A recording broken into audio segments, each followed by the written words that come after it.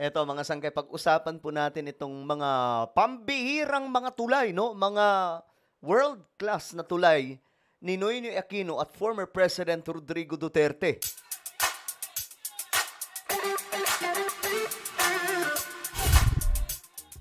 Ito ngayon ay pinag-uusapan sa social media, mga sangkay, itong dalawang tulay ng dalawang dating pangulo, no, na magkasunod, si Pinoy at saka si PRRD. Okay? Yung isang tulay, viral mga sangkay, panahon po ni Pinoy.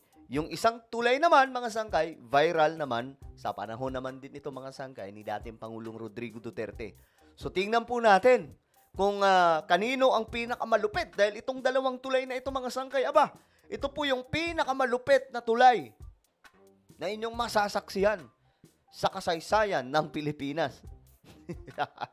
Anyway, bago tayo magsimula, paki-subscribe po muna yung ating YouTube channel. Tayo po ay 1.51 million subscribers na. Parami po tayo ng parami dito sa YouTube. So, kung hindi ka pa po nakakapag-subscribe, click the subscribe down below, click the bell, and click all. Sa mga nanonood po sa Facebook, i-follow nyo po yung ating Facebook page.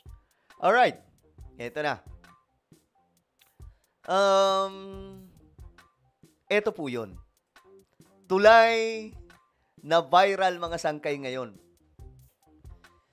Kayo na mamili. Itong mga tulay na ito ay mga pambihirang mga ipinagawa sa ilalim ng dalawang administrasyon na nagpapakita lamang, mga sangkay, ng kung ano pong kung paano po sila mag-handle ng kanilang siguro mga project, mga sangkay, let's say.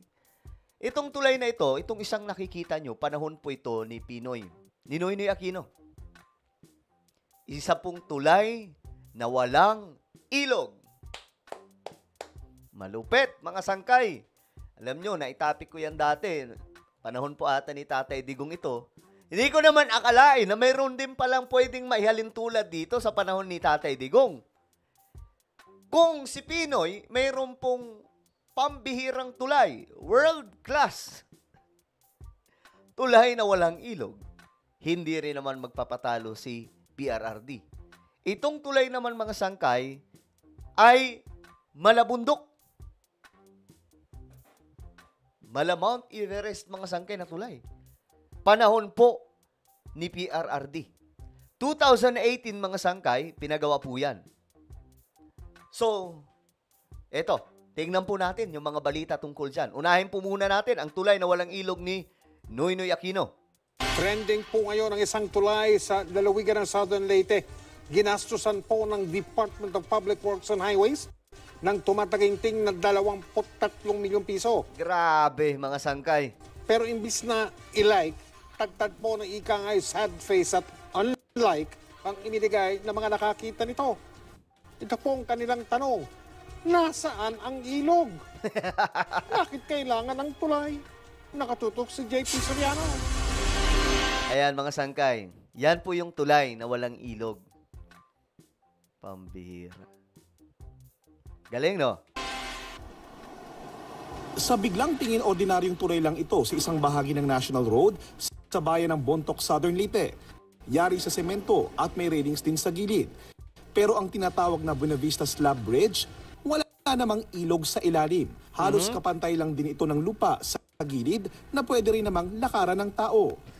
Si Lorna, madalas dumaan sa tulay na ito. Matagal na raw niyang tanong. Yun din gusto namin malaman, bakit nga ba may tulay dyan?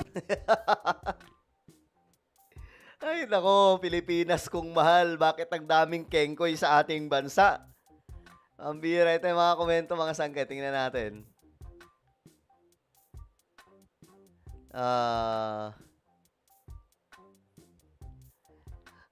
First year college ako nung nabanggit sa amin to ng professor ko. Pinagtawanan sa buong klase yung administrasyon ni Pinoy. Ngayon ko lang nalaman ng totoo. Alam nyo guys, itong tulay na ito, may paliwanag sila dito eh. Ayon sa kanila, ang paliwanag po ng nagpagawa nito, of course, kailangan po talaga nila gumawa ng palusot. Ang palusot nila dyan, malambot daw po yung lupa, mga sangkay. Kahit ilang beses daw po nilang bungkalin, paggawa ng semento, malambot ang lupa. Kaya kinailangan na pong gawa ng tulay. Pero, guys, ewan ko kung maniniwala kayo dyan. Kasi, ang nakapagtataka kasi dito, mga sangkay, itong tulay, kita nyo may ganito? Pwede namang, sige, sabihin na natin, pundasyon ng tulay. Parang tulay talaga. Pero mga sangkay, bakit may mga ganito pa? Pwede namang patibayin lang yung pagsemento, talagang may pundasyon na matibay. Pero bakit may paganito pa? Kalsada naman to, hindi naman to. Pantay naman to ng lupa, di ba? Mga sangkay. Kumbaga, may palusot na lang po talaga para sa kakengkoyan netong tulay. Pero ang totoo, may kababalaghan sa budget. Isipin nyo 23 million na tumataginting ang naging budget dito. Tapos ito lang, maniniwala ba kayo na 23 million ito? Ito lang guys, tingnan nyo mabuti. Maniniwala ba kayong 23 million na yan? Diyos mio, Marimar. Ngayon, syempre, hindi magpapatalo. Sa panahon naman ni PRRD, ni Tatay Digong, ito yung tulay. Ano rin natin? We're climbing up the east face. Ito mo, pinagtitripan ng mga tao. Nagbibideo sila, umaakyat sa tulay mga sangkay, parang umaakyat po sila sa Mount Everest. Tingnan nyo. The east face of Mount Kamuning. Naka-full gear pa magbabarkadang ito habang kunwari nag-hike sa Nia South Road Scout Borromeo Footbridge sa Quezon City. Tradisyon na raw nila ito tuwing April Fool's Day. Ilang taon na ang tampok sa mga tiro at meme ang binsagang Mount Kamuning dahil sa tarik ito. Ang birang tulay yan. Tingnan nyo naman yung tulay na yan. Guys, ngayon, pinapagiba na po yan ni PBBM kasi ang bira, nagmumukha ng katatawanan ito Natatawa na yung ibang mga tao, mga sangkay, dahil nga po, ang nakakita ng tulay na parang bundok. Pilipinas lang talaga, mga sangkay. Ngayon, ito may mga nag-comment.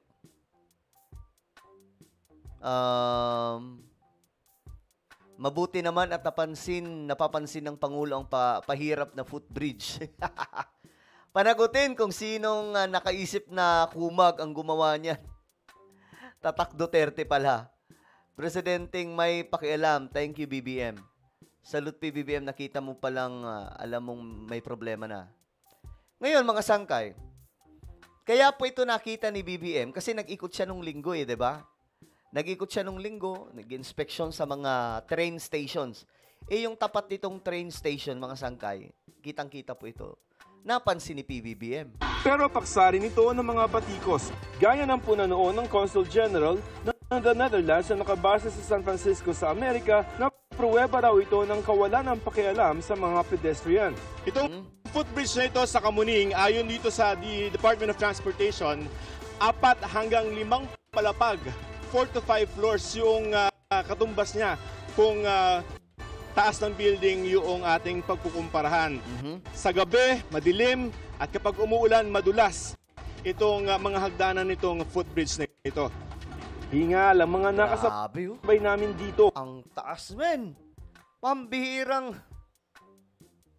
Alam nyo guys, ito yung komento ko, mga sangkay, tungkol po dito sa mga tulay na ito. Ito 2018 po yan, ginawa. Panahon po ni Tatay Digong. Ewan ko bakit hindi po na yan mga sangkay, napansin. Ngayon, papaayos na po yan ni PBBM. Tingnan po, ito po yung ipapalit na disenyo. Mababa na po siya mga sangkay, mas mababa na po siya. Ang malupit, may elevator. Ito po, mga sangkay, yung design na ipapagawa. Yan. Tapos, makikita nyo bakit medyo malaki. Kasi magiging istasyon ng bus. Diyan po yung magiging bus station, mga sangkay. Ibig sabihin, paparada dyan yung diyan po magbababa ng mga sakay ang mga carousel.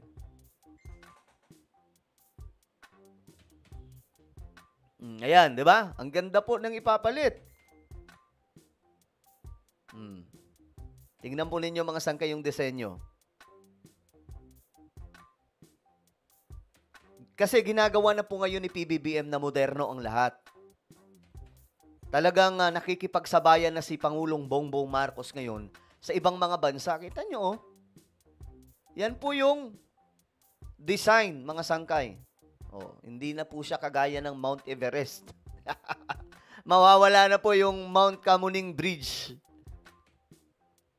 Ganyan na siya kababa. Tapos, may sarili. Ayan, makikita nyo may mga babaan po ng mga sakay ng bus, mga sangkay. Yan po yun. Tapos may elevator dito.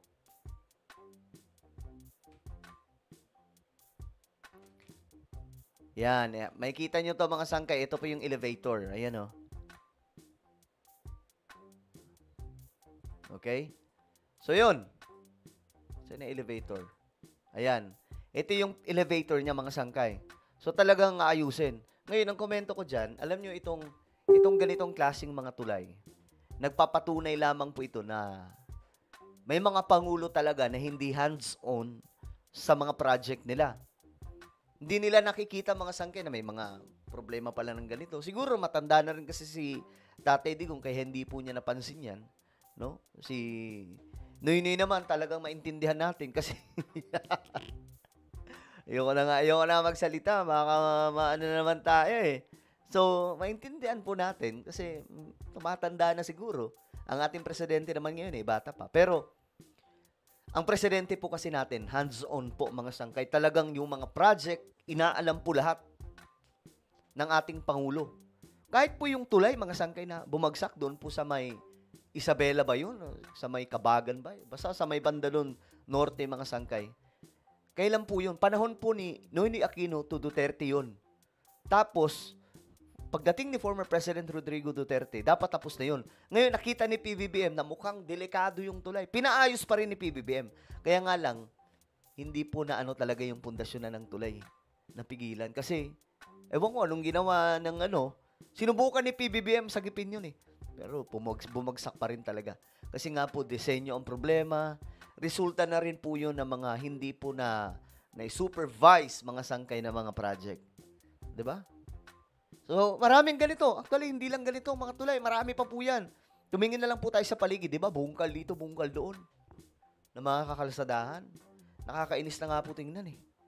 Kasi nga po mga sangkay, hindi po pinag-aaralan yung mga talaga, yung mga project na pangmatagalan. Yung mga proyekto na pinapagawa ng ilan sa ating mga leaders. Abay, pambihira, mga pangmadali, panandalian lamang po talaga. Hindi po yung tipong pangmatagalan mga sangkay na ipapagawa yung project na pag natapos yan, naabot po ng 50 years. Kita nyo yung San Juanico Bridge? Ngayon lamang po, medyo nagkaroon ng problema, pero mahigit 50 years na po siya. Ito mga sangkay, wala pang 5 taon, wala pang 10 taon, may problema na. Ito nga daw, umuuga daw to mga sangkay, itong tulay. Well, ano po ang inyong opinion? Just comment down below. Anyway, meron po tayong YouTube channel, Sangkay Revelation. Hanapin niyo po ito sa YouTube. Kapag nakita nyo na, i-click nyo po yung subscribe, i-click ang bell, at i-click nyo po yung all. Ako na po ay magpapaalam, mag-iingat pong lahat. God bless everyone.